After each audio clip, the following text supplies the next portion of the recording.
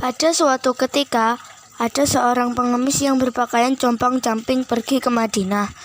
Ia bermaksud untuk bertemu Nabi Muhammad untuk meminta belas kasihan. Dengan keringat bercucuran, tibalah pengemis itu di rumah Nabi. Wah, aku ini miskin sekali, tidak punya apa-apa. Anak dan istriku kelaparan karena tidak punya makanan. Kasihanilah dan berikan aku sedekah ya Rasulullah. Seru pengemis itu dari depan rumah Nabi.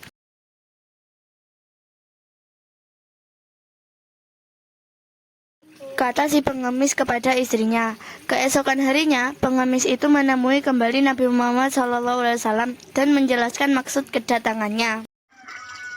Assalamualaikum warahmatullahi wabarakatuh ya Rasulullah. Lalu Nabi mengambil uang untuk diberikan sebagai sedekah kepada si pengemis. Dengan rendah hati Nabi berkata, "Terimalah uang ini, jumlahnya hanya sedikit saja. Pergunakanlah uang ini dengan sebaik-baiknya di jalan Allah."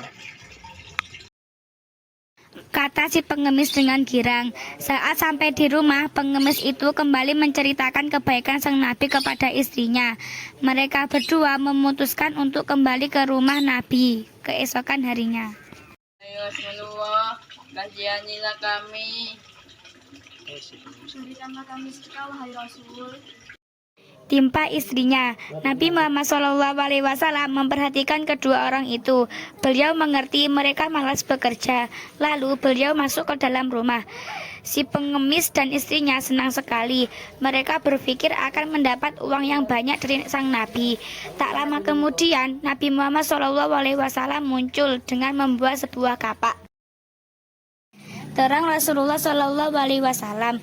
Si pengemis dan istrinya terkejut. Mereka sangat malu dan menyesal.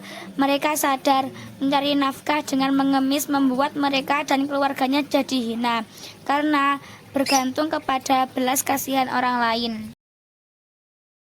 Pesan moral cerita ini, menjadi orang yang mandiri, beliau tidak ingin umatnya tukang minta-minta. Selagi kita diberi kesehatan, kekuatan, dan kesempatan, mari kita menggunakan untuk bekerja dan beramal soleh.